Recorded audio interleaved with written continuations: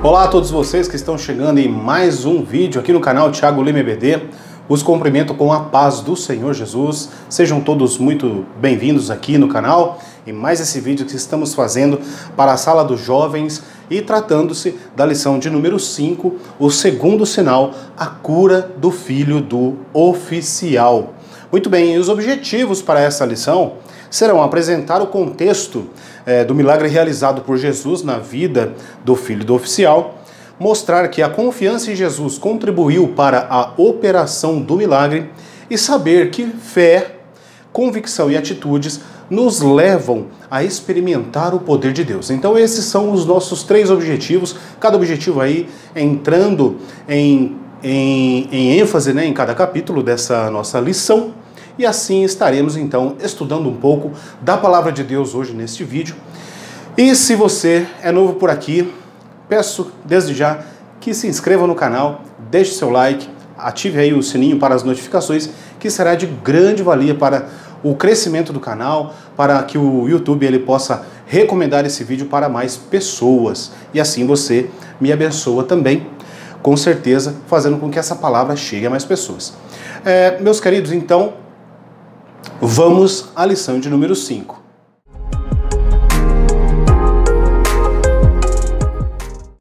O texto principal ficou em João capítulo 4, verso 53, que nos diz: Entendeu, pois, o pai que era aquela hora a mesma em que Jesus lhe disse: O teu filho vive. E creu ele e toda a sua casa. João 4, 53. E o nosso resumo da lição: a falta de fé nos impede de receber mais da graça, do poder e dos milagres de Jesus Cristo. Então, precisamos pedir que o Senhor aumente a nossa fé, não é verdade?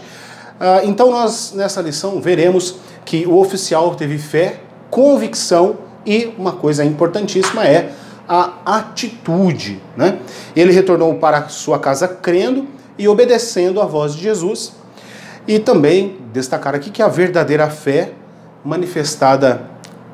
é manifestada em ações. Então a verdadeira fé é manifestada em ações. Quando nós olhamos lá para o livro de Tiago, né, que nós vemos que nós precisamos exercitar a nossa fé.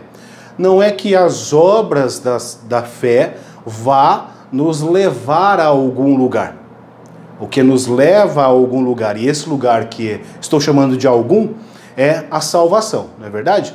Para que fique bem claro isso entre nós aqui na sala, que as obras que nós realizamos não é para alcançarmos algo, fazemos isso porque somos movidos antes pela fé, e aí sim, nós, a partir daquele momento em que conhecemos a Jesus, conhecemos o Senhor Deus, conhecemos o Senhor Deus Espírito Santo, nós conseguimos fazer com que as nossas atitudes, as nossas ações, ou as nossas reações sejam realmente obras que mostram, antes disso, que existe Jesus em nossa vida, certo? E também vamos falar aqui que em um mundo de tanta incredulidade, precisamos viver conectados em Deus. Tá certo? Entre tantas conexões hoje em dia, a mais importante, que não pode cair, é a conexão com Deus. A nossa conexão com Deus não pode, em momento algum, por chuva alguma, por vento algum, tempestade alguma, pode vir a cair, né? Essa conexão ela tem que estar funcionando da melhor maneira possível. É difícil? É uma constante, um constante trabalhar, né? A todo instante nós precisamos estar conectados, então entendendo isso, que não podemos deixar que o eu, né, ele venha de tomar a frente das nossas ações, do nosso pensamento. O velho homem, ele precisa ser cada vez mais neutralizado na nossa vida, né? Então precisamos dar mais espaço ao Espírito Santo de Deus, que faz a obra no nosso coração, na nossa alma, amém? Então, para que a nossa confiança nele cresça e com ele vençamos o mundo. 1 João, capítulo 5, verso 4. Muito bem, o texto bíblico para a nossa lição seria em o Evangelho de João, capítulo 4, do 46 ao 54. Não faremos a leitura, tá? E já vamos então à introdução. Introdução a qual já estamos aqui fazendo. Acredito que já estamos introduzidos ao assunto que iremos falar hoje nessa videoaula. E quanto ao ponto da introdução na revista, eu gostaria de chamar a atenção, né, quanto à palavra apologético, né? O que é a palavra apologético? Apologético é aquele que luta, né, que defende a nossa fé, tá certo? Então a matéria apologética, né, é exatamente isso, é defender a nossa fé, estar em defesa da nossa fé, tá bom?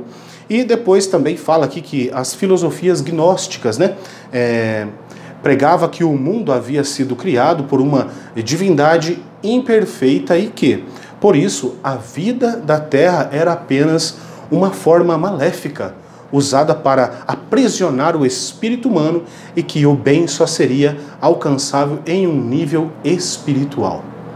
Então, eu estou dando uma olhadinha aqui no tempo, deixa eu ver, opa, beleza.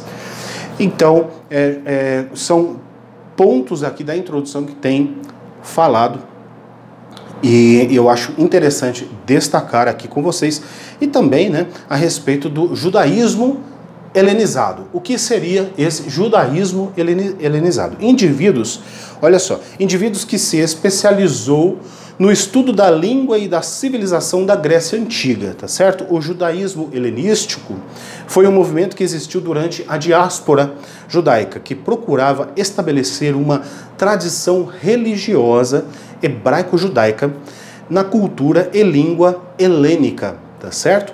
Um produto literário importante do contato do judaísmo com a cultura helenística foi a tradução da Septuaginta. Olha só. Então, da versão da Bíblia hebraica para o grego koiné. Né? Nós estamos até estudando isso na nossa revista de adultos, né? Alguns pontos aqui. Traduzida em etapas entre o terceiro e o primeiro século antes de Cristo, em Alexandria. O declínio do judaísmo helenístico no século II é obscuro, né? Podemos ter sido marginalizado ou absorvido pelo cristianismo primitivo, tá certo? Muito bem, então, passando aqui para o primeiro ponto, o qual é o primeiro capítulo nosso, que é o contexto do milagre, né? Então, vamos estudar um pouquinho o contexto do milagre. E aqui nesse primeiro momento, o nosso capítulo 1 é dividido em apenas dois, né, subcapítulos, vamos dizer. E para acompanhar esse momento aqui, né, de volta à Galileia, a Bíblia vai contar a história de Jesus, que ele está agora de volta à Galileia. Então, como já enfatizamos, João é o único dos evangelistas que registra eventos ocorridos no primeiro ano do ministério de Jesus, especialmente suas idas a Jerusalém por ocasiões das festas judaicas, tá certo? E para a gente acompanhar um pouquinho aqui, eu fiz assim, vamos fazer o caminho de Jesus nesses primeiros passos, né? Então, o capítulo 1 de João, nós vemos algumas coisas. O que nós vemos no capítulo 1? Vemos o João, o autor, apresentando Cristo como o verbo, depois apresenta o João Batista e conta a sua história, a história de João Batista. E a história do Batista com Jesus, tá certo? Capítulo 1. E depois fala também que André e Simão Pedro vão seguir a Jesus. Esse é o primeiro capítulo. O segundo capítulo, já temos o momento em que Jesus transforma a água em vinho, né? E em seguida vão para Cafarnaum. Depois Jesus e os discípulos vão para Jerusalém e expulsam lá os cambistas, né? E fez alguns milagres em Jerusalém também, alguns sinais lá em Jerusalém. Nós podemos conferir isso em João capítulo 2, verso 23. E temos a informação de que ele conhecia o interior do homem, né? Que isso é muito importante também a gente tocar nesse assunto, porque nada é encoberto aos olhos do Senhor. Tá certo. Capítulo 2. No capítulo 3, nós vemos aqui, Nicodemos vem visitá-lo à noite. Tá certo? Nicodemos vem visitá-lo à noite. E então vemos brotar ali o João 3,16, tão conhecido de todos nós, né? Em Jerusalém. Aí Jesus vai para a terra da Judéia, um pouquinho mais ao sul. É ali naquele mesmo espaço territorial ali em Jerusalém, próximo ali de Jerusalém, porém um pouquinho mais ao sul, né? Onde ele batizava. E aí encontramos alguns relatos de experiências de João Batista, onde encontramos as pérolas, né? E isso é capítulo 3, tá certo? Capítulo 3, o que nos traz ali? O capítulo 3 eu fiz rapidamente um resumo, né, para a gente poder situar onde estamos agora, o momento do oficial. Então, o ponto aqui fala o seguinte: de volta a Galileia. Então, só para a gente entender onde estamos e o que está acontecendo, né?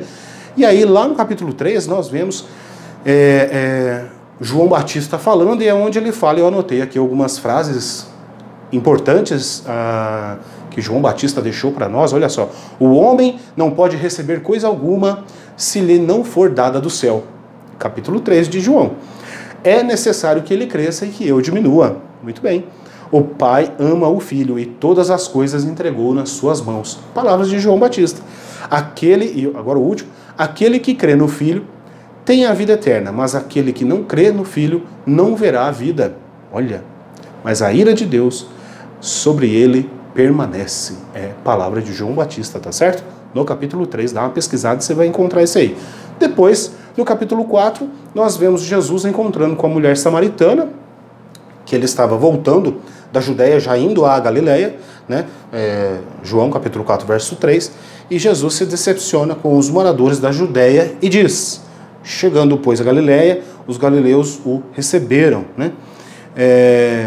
E aí, pela segunda vez, ele volta a Caná da Galileia, onde tinha feito a água em vinho, tá certo? Então, esse ponto que eu li aqui, parece que ficou um pouco confuso, né? Jesus se decepciona com os moradores da Judéia.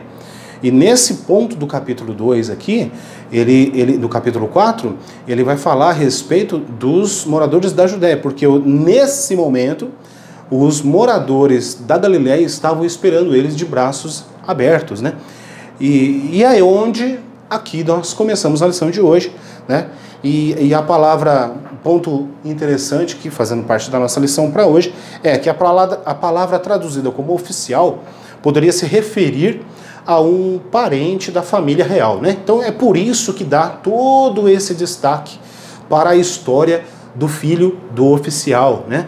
Desse oficial. Não era simplesmente um oficial, como nós vemos nos evangelhos sinóticos, o centurião de Cafarnaum, tá certo? E é tanto que os estudos também nos mostram que não é essa mesma pessoa, é uma outra situação, onde é bem semelhante com essa, mas não é a mesma, tá certo? Mas aqui nós podemos já começar, né? Já estamos aprendendo desde o começo, mas assim, falando de coisas desde o começo, mas o que eu vejo é que algo muito importante acontece no capítulo 4, né? Que é o momento onde ele encontra com a mulher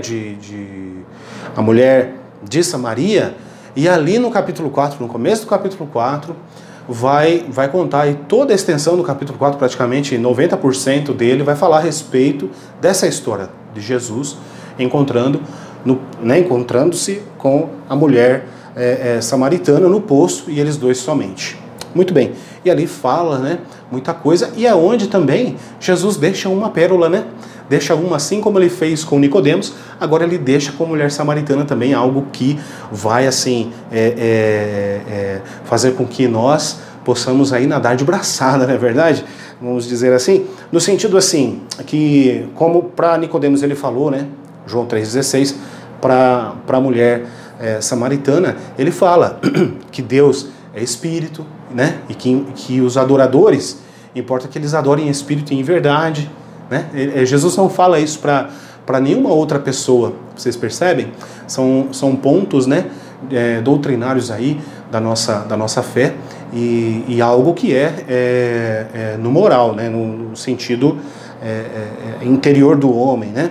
Jesus tratando a alma e o coração do homem, né? Assim como foi falando com o Nicodemos, porém agora com a mulher samaritana, mas aí a lição não passou por essa lição, a revista não passou por essa lição, e sim já foi para o filho do oficial, né, do rei. E isso dá-nos a entender que esse homem não era simplesmente mais um oficial, e sim uma pessoa muito importante, uma pessoa, a sua pessoa era relevante para o governo daquele território. Então a fama de Jesus, isso mostra, né, que a fama de Jesus já estava nos palácios, já tinha chego nas autoridades romanas que ali governavam, né, aquela região, nas autoridades até mesmo dos judeus, né, até que já Nicodemos já foi ter com ele no capítulo anterior. Então nós vemos isso claramente, e isso nos dá a entender que a fama de Jesus já era muito grande nesse primeiro momento, nesse primeiro período aí dessas caminhadas de Jesus, né? É bem certo que ele foi só uma vez para Jerusalém, agora volta e já volta com essa fama toda, todos ali o aguardando, tá certo? Até eu vou pegar a Bíblia aqui e ler esse momento em que eu mencionei, né? Que fala aqui, ó, no capítulo 4, verso 43, 44 e 45, nos diz assim, olha, e 2 dias depois partiu dali e foi para a Galileia, porque Jesus mesmo testificou que um profeta não tem honra na sua própria pátria.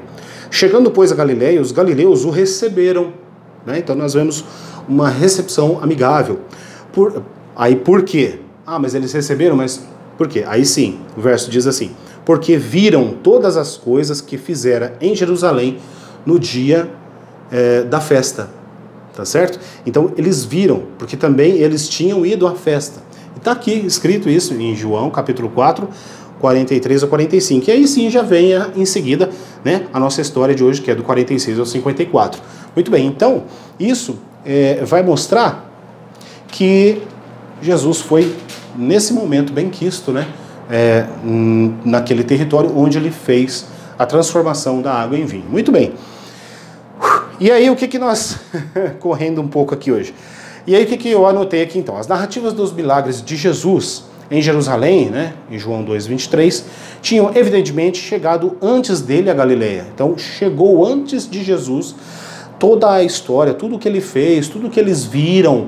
Olha só, é Jesus, não é o filho de José lá, do nosso território, do nosso lugar, da nossa vila? Sim, é ele, olha o que ele está fazendo em Jerusalém, os sinais que eles faziam, referência a João 2,23.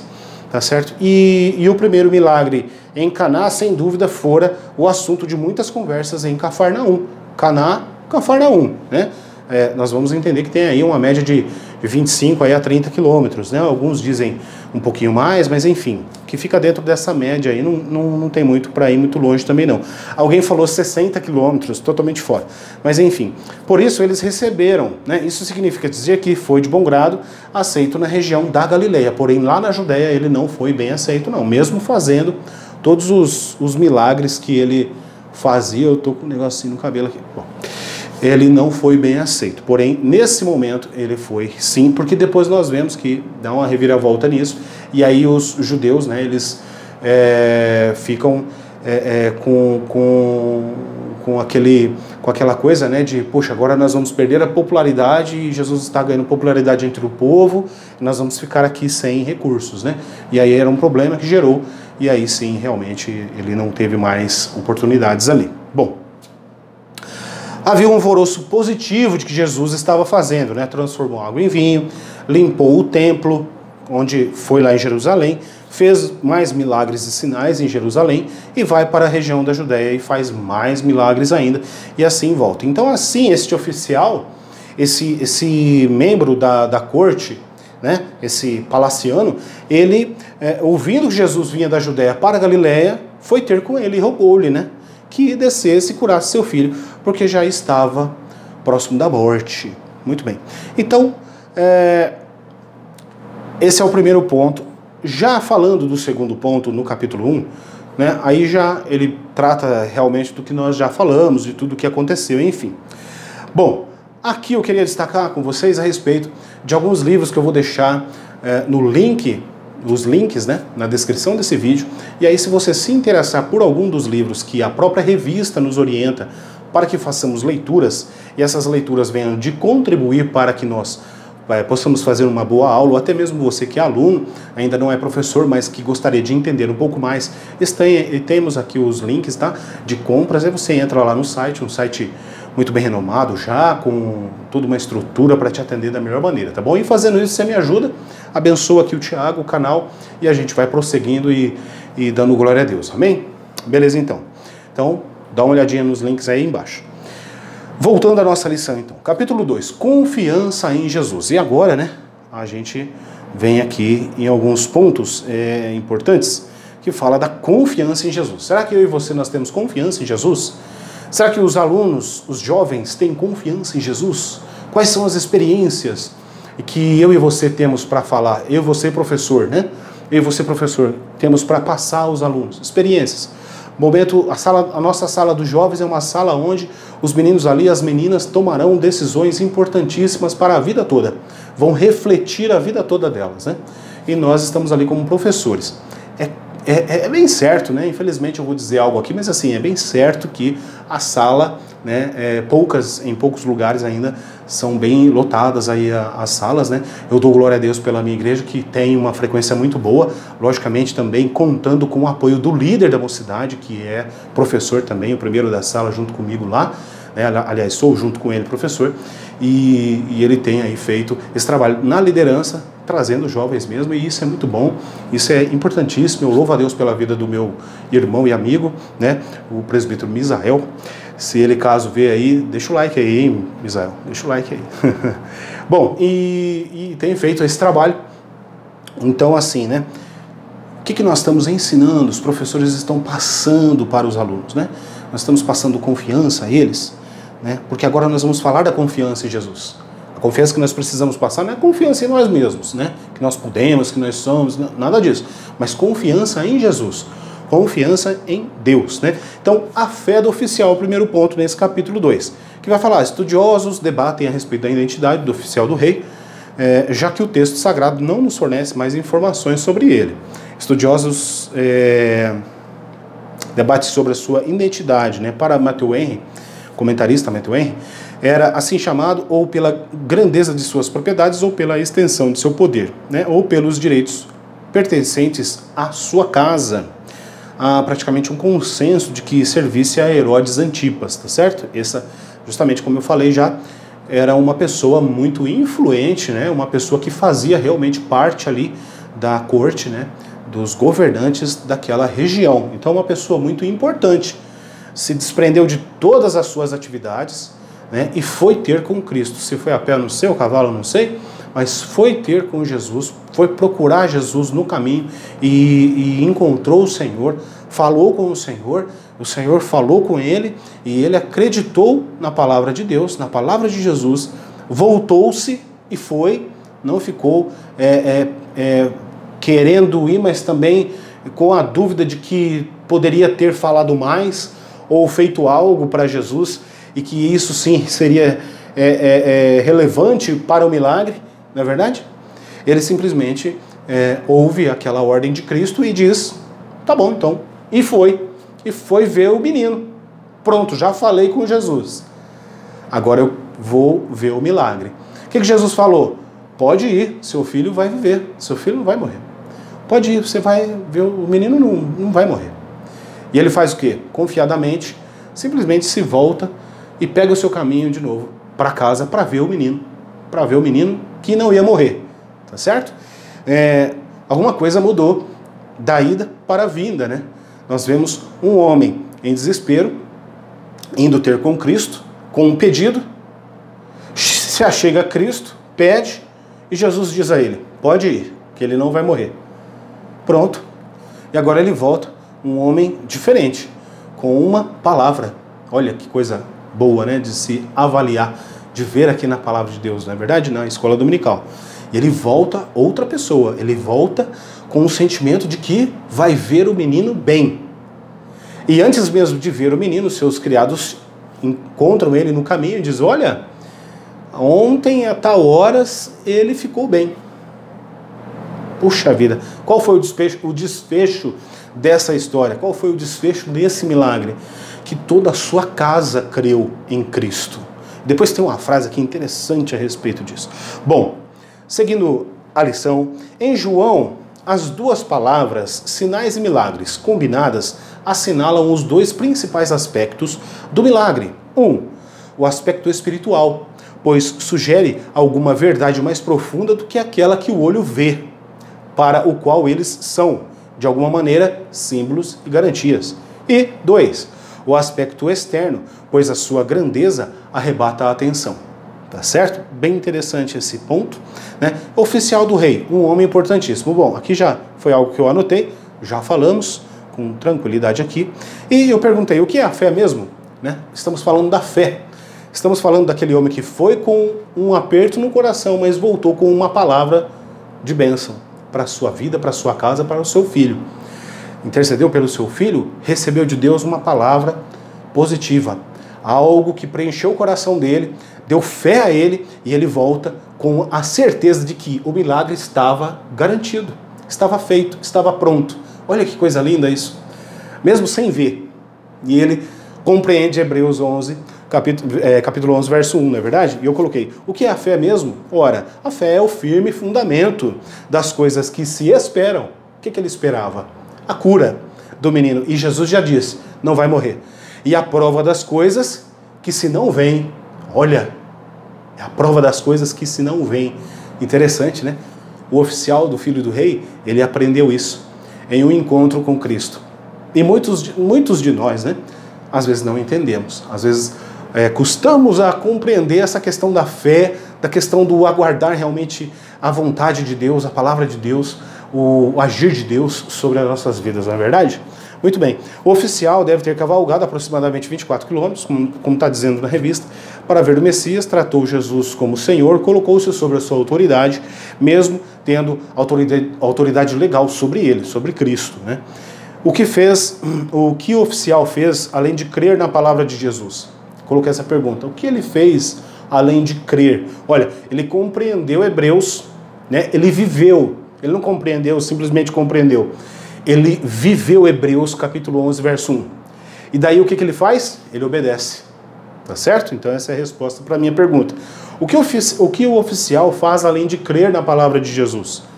Ele obedece. Ele obedeceu. Tá certo? Então não é suficiente dizer que cremos que Jesus pode cuidar dos nossos problemas. Dizer isso não é simplesmente dizer. Precisamos agir. Estou falando de agir desde o começo, a fim de demonstrar que ele realmente pode. E nada vai mudar. Nada vai mudar a sua opinião. E não só uma opinião que possa se externar, mas o seu sentimento, a sua confiança, e é algo que ninguém vê, né? Ninguém vê. Olha, o irmão Tiago ficou laranja, olha, ele está confiante, né? Lembra? Existiu alguma coisa há um tempo atrás, uma galinhazinha, né? Um pintinho que tinha lá a cor lá e mostrava a temperatura, né? Mas nós não somos assim. Nós não ficamos, não externamos isso de uma maneira que todos vão ver, tá certo? Nós externamos de que maneira? Nossa atitude. E a atitude do oficial foi de prontamente, do mesmo jeito que ele chega, conversa com Jesus, não fala muita coisa, Jesus também não fala muita coisa, do pouco que fala, ele volta ao seu caminho encontrar com o filho. Obedeceu, ele creu, obedeceu e recebeu o milagre. Ele acreditou naquilo e foi abençoado. E isso nós não vemos na aparência. Isso só Deus consegue ver, né? E os irmãos, a família, os nossos amigos conseguem ver como? Através das nossas obras, através do nosso comportamento. Muito bem. Seguindo então, os milagres de Jesus não era um engano dos sentidos, o produto de uma criação ilusória. Apesar do filho do oficial estar a cerca de tantos quilômetros, né, foi curado quando Jesus pronunciou sua palavra. Jesus disse algo, ponto final. É o que serve para mim e para você. A distância não foi o problema, porque Cristo tem o poder sobre o tempo e espaço. Muito bem. E eu anotei outra coisa aqui também. Observe como a fé do oficial cresceu, né? Primeiro ele creu o suficiente para pedir que Jesus ajudasse seu filho. E depois creu na afirmação de Jesus de que seu filho viveria. E agiu de acordo com a fé. Então, ele e toda a sua casa creram em Jesus. Muito bem. A fé é um dom que cresce à medida que utilizamos. Primeiro, o nosso Senhor lamentando uma fé inadequada. Segundo, o nosso Senhor testando e consequentemente fortalecendo uma fé crescente. E três, Cristo ausente recompensando uma fé que fora testada. Isso aí são coisas que aconteceram nesse episódio. E tem mais uma, a quarta situação aqui, quarto ponto que eu anotei foi a confiança e a obediência transformaram-se em Fidelidade e devoção. Nossa fidelidade e devoção transformam-se numa intensa dedicação pessoal e amorosa ao Senhor Jesus Cristo. Muito bem. Capítulo 2, então, ponto 2, ouviu falar de Jesus, né? Então o oficial ouviu que Jesus vinha da Judéia para a Galileia. E aí eu pensei, o que a gente vai pôr nesse ponto aqui? Pontos que eu destaco do texto da revista é: tudo indica que a fama de Jesus como operador de milagres já era grande na região. Já falamos isso, ao ponto de alcançar uma alta autoridade da dinastia herodiana. Também já falamos isso. Isso nos fala da importância de testemunhar de Jesus, né? Então é importantíssimo eu e você estarmos sempre prontos para falar de Jesus. Mas, irmão Tiago, eu não conheço a Bíblia, eu não sei direito e tal, comecei agora, não tem problema nenhum. Diga que Jesus salva, diga que Jesus, ele é aquele que ele mesmo disse: eu sou o caminho, a verdade e a vida. Ninguém vem ao Pai senão por mim. Pronto, você dizendo uma palavra dessa, em muitas situações você evangeliza e ganha almas para Cristo. Olha só, tá certo?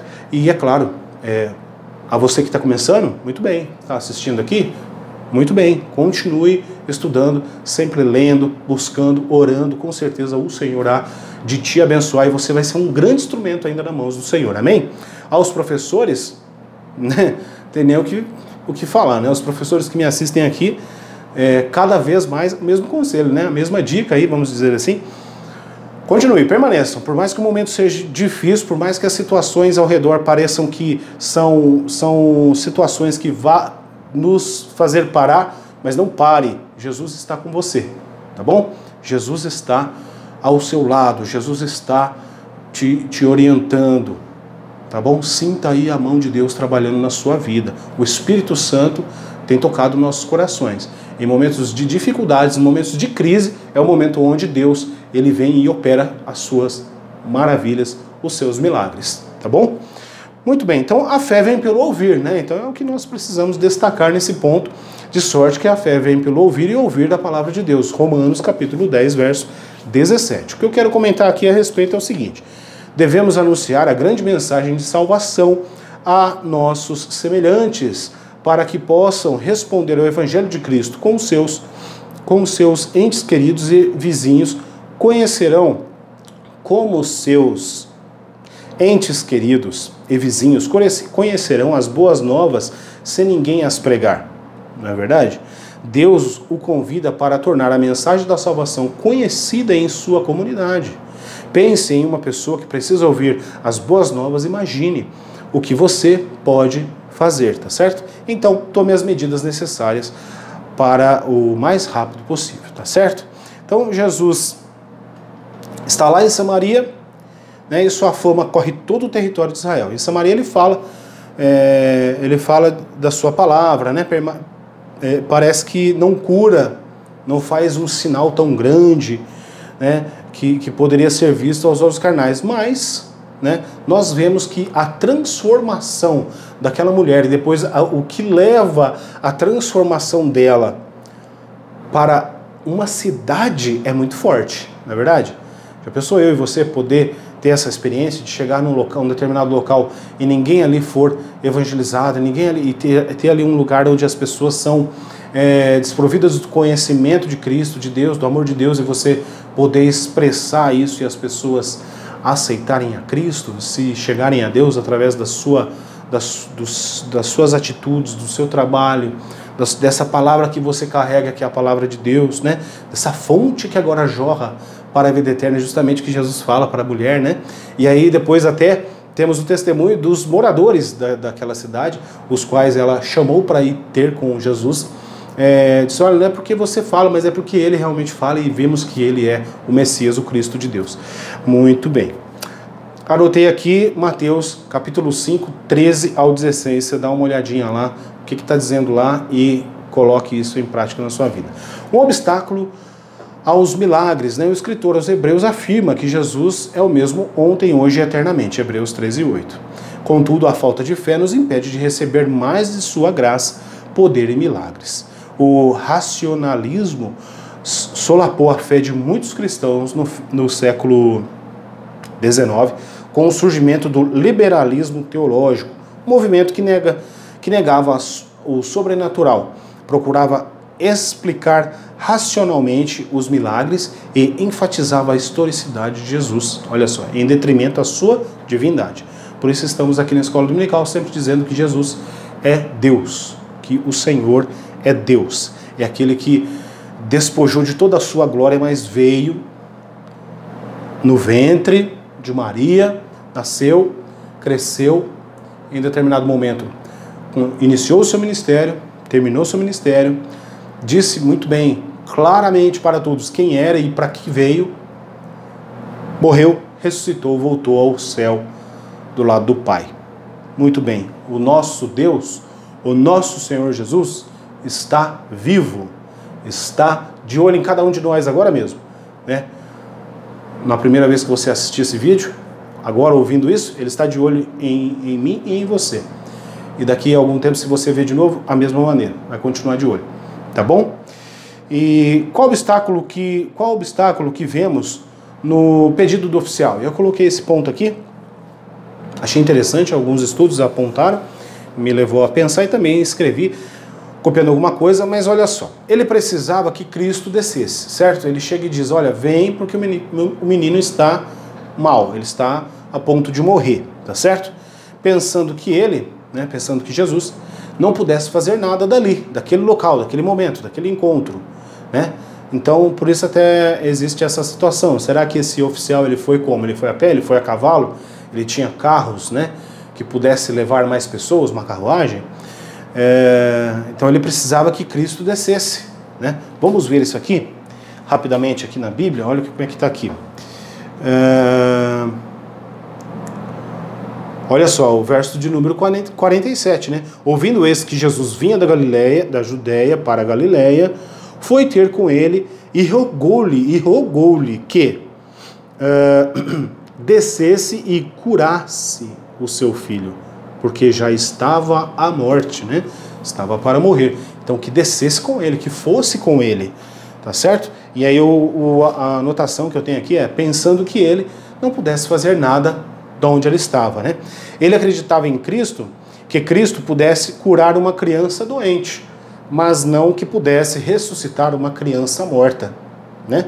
Ele tinha fé, ele teve a fé, ele compreendeu Hebreus 11:1, ele obedeceu Jesus através dessa fé, desse momento, diante dessa dificuldade na vida dele, um momento difícil de um pai, mas ele talvez, em algum instante, ele limitou, né? Olha, então, a nossa fé, ela precisa ser cada vez mais trabalhada, né? Por isso que eu coloquei, qual obstáculo que vemos no pedido do oficial? O oficial, nota 10, ele creu em Cristo, ele ouviu a palavra, ele creu, ele foi pesquisar, ele foi atrás de Jesus, ele foi ao encontro de Jesus. Olha quanta coisa boa a gente vê nessa palavra, né? Quantas pessoas precisam ir ao encontro de Cristo e não estão indo, né? Por quê? Porque antes nós não estamos falando, tá certo? Nós precisamos falar mais de Jesus, nós precisamos falar que Jesus, ele sim salva, que Jesus sim transforma a vida das pessoas e cura. E Jesus cura, tá certo? E ser enfático, não, sim, Jesus cura, tá? Isso é um ponto. E aí, então vale destacar que o mesmo poder que Cristo tem para curar, ele tem sobre a morte. E aí, o que eu quero destacar um alerta para nós, né, para a nossa fé, que é o seguinte, eu encontrei esse estudo, achei bem interessante, é um pouco forte, talvez a gente se depare com nós mesmos dentro desse texto, nesse contexto, mas é necessário a gente se policiar e compreender algumas coisas aqui. Um dos textos bíblicos mais utilizados por aqueles que oram pelos doentes. Ele afirma que Jesus nem sempre cura instantaneamente, mas algumas vezes gradualmente. Então, não devemos esperar sempre uma cura imediata. Isso não é verdade. Olha, essa afirmação não somente deprecia a obra de Cristo, como também demonstra que os pregadores não possuem fé para um milagre instantâneo. Olha, esse garoto foi curado na mesma hora que Jesus disse que ele viveria. Se os homens de hoje conseguirem uma cura dessa forma tão rápida, ela será semelhante à que Jesus concedeu. tá certo? Então achei propício esse texto aqui, esse estudo que disse isso. Isso não é verdade. Ou seja, olha, pode até não acontecer hoje, mas vai acontecer. Ou seja, onde que está a fé desse pregador, né? Onde que está a fé desse professor? Não, Jesus cura e cura agora. Jesus cura e cura já, tá certo? Muito bem. Ponto 3. Fé, convicção e atitude. Nesse terceiro capítulo, o primeiro ponto diz assim: o oficial creu e foi, né? E foi-se, e se foi.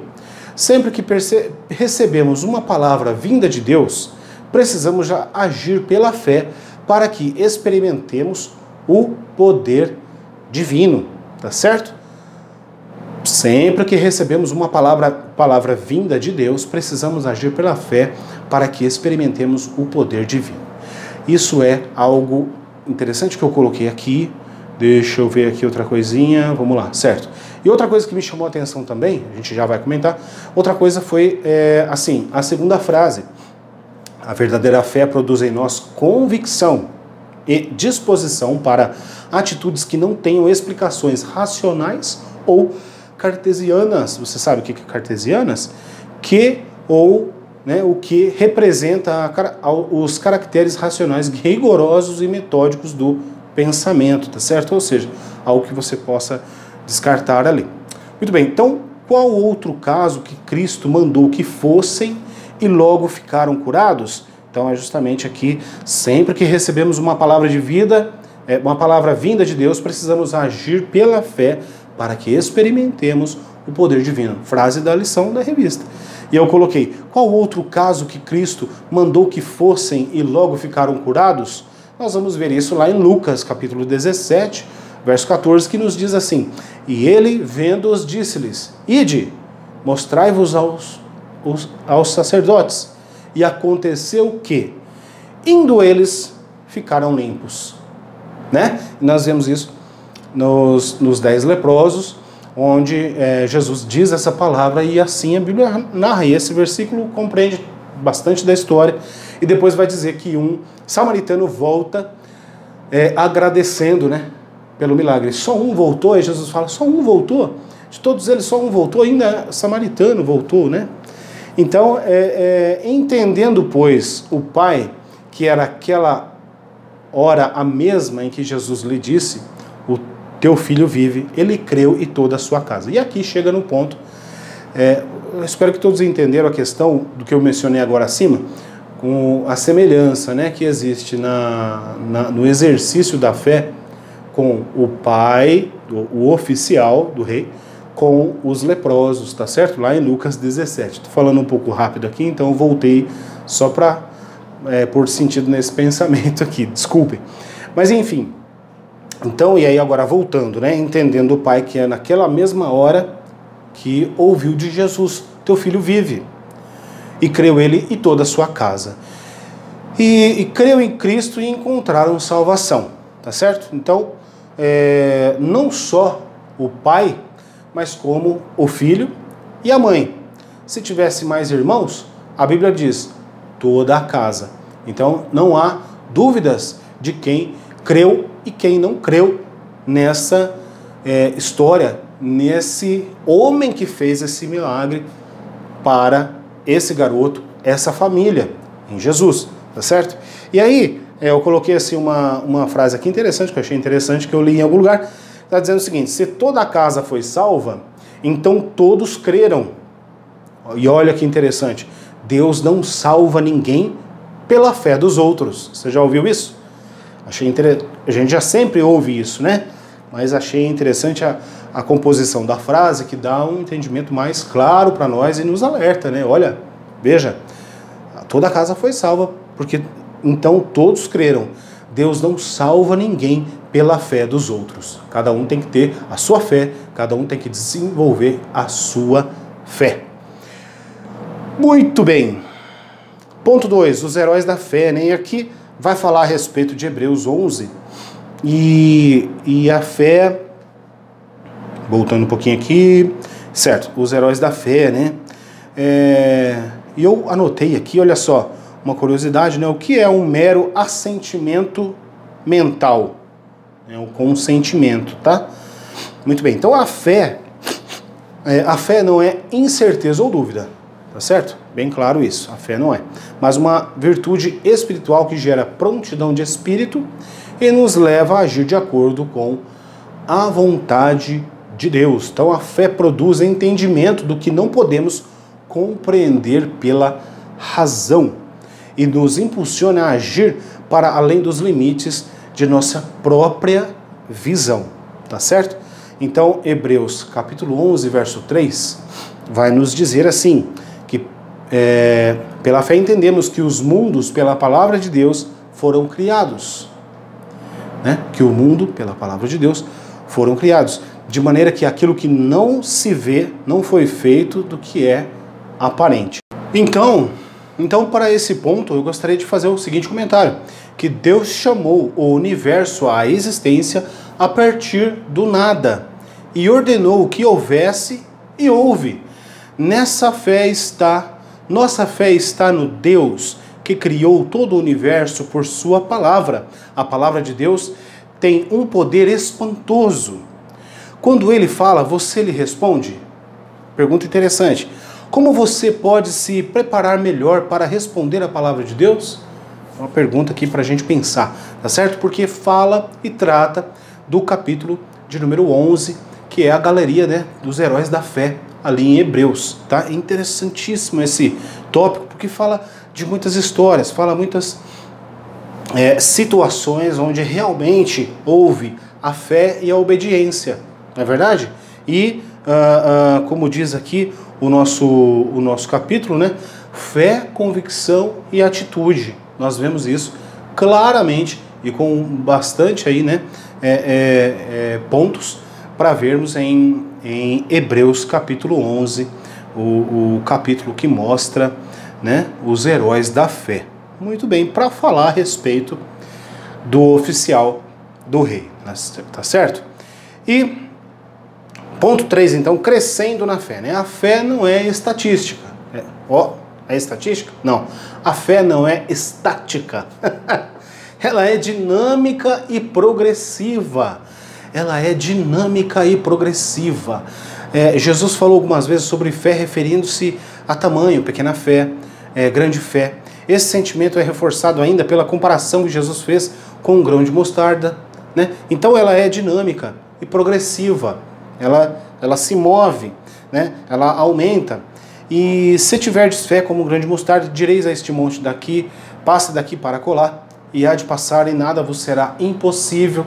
São palavras relacionadas, palavras fortes relacionadas à fé. Uma fé que deve também ser uma fé forte, consistente no Senhor Jesus Cristo de Nazaré.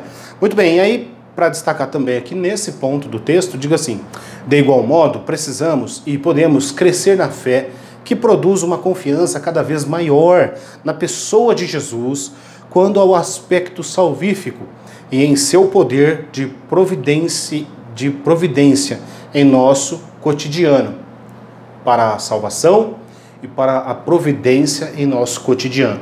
Essa fé que nós exercemos, ela precisa ser uma fé que abrange esses dois aspectos, tá bom?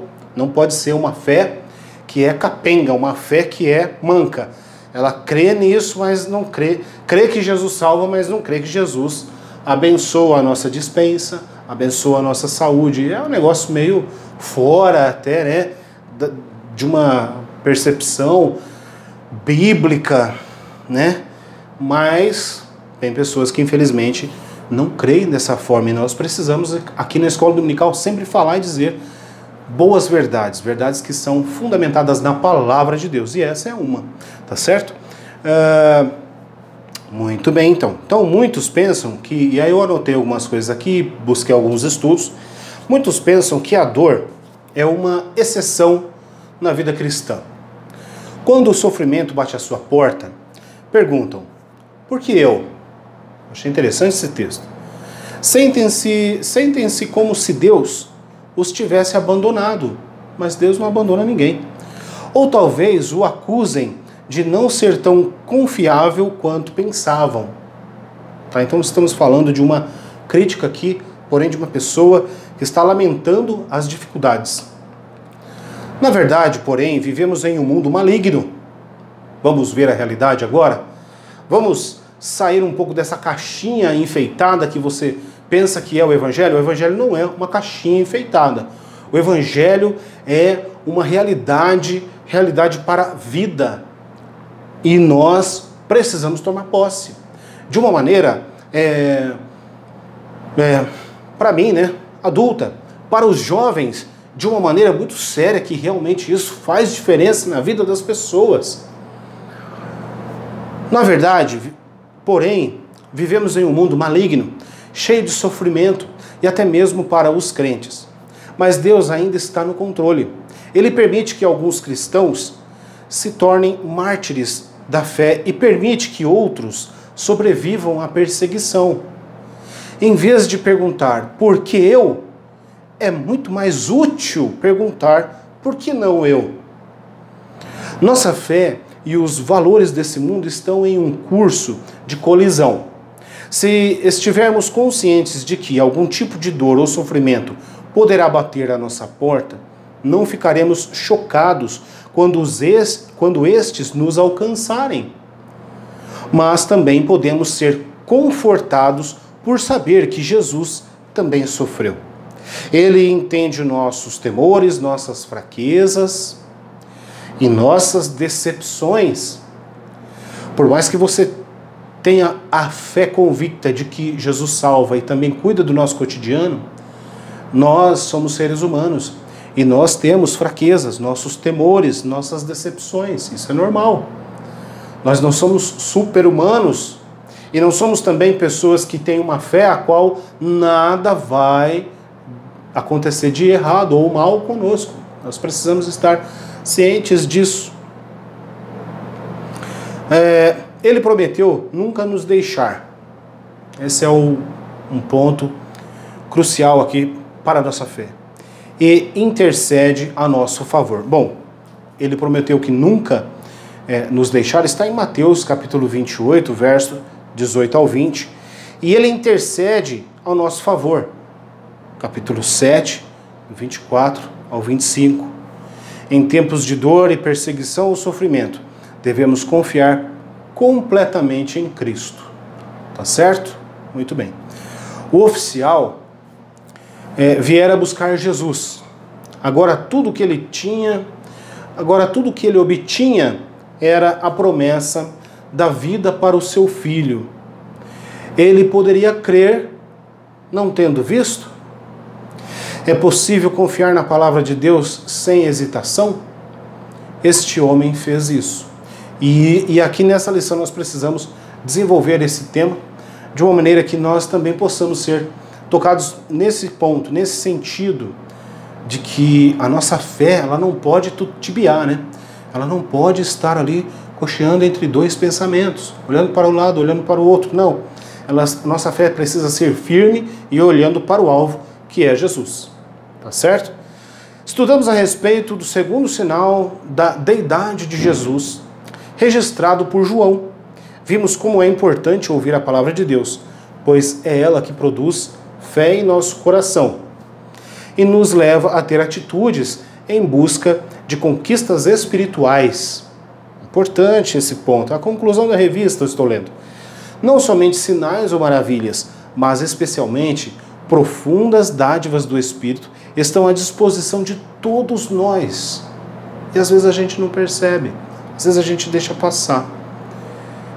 Através da fé no Filho de Deus, busquemo-lo mais. Amém, meus irmãos? Então chegamos aqui ao final dessa lição. Eu espero que eu possa ter contribuído de alguma forma à sua vida. Se você é um professor que me assiste à sua aula, se você é um jovem que está me acompanhando, muito obrigado pela sua audiência. Espero também que com tudo que eu disse aqui, os esboços que eu anotei, o estudo que eu fiz, possa de alguma maneira tocar seu coração e você ser tocado pelo Espírito Santo de Deus. Não porque eu falei algo, mas sim porque o Espírito Santo de Deus é quem faz esse movimento no seu coração, na sua mente, no seu intelecto e vai fazer com que reflita em suas ações. Tá certo? Que Deus em Cristo Jesus te abençoe e que te dê paz. e que nós possamos estar aqui por mais uma vez, e mais alguns dias estarei, né, colocando outro vídeo aqui, e você continue aqui comigo, tá bom? Fica então meu agradecimento, minha gratidão a todos vocês que estão aqui no canal, assistindo, me acompanhando, e peço a você que não é inscrito, se inscreve no canal, deixe o like, ative o sininho, tenha fé e faça isso para me ajudar, ajudando assim o canal a crescer, esse vídeo também chegar a mais pessoas. Amém? Então, que Deus abençoe e até a próxima.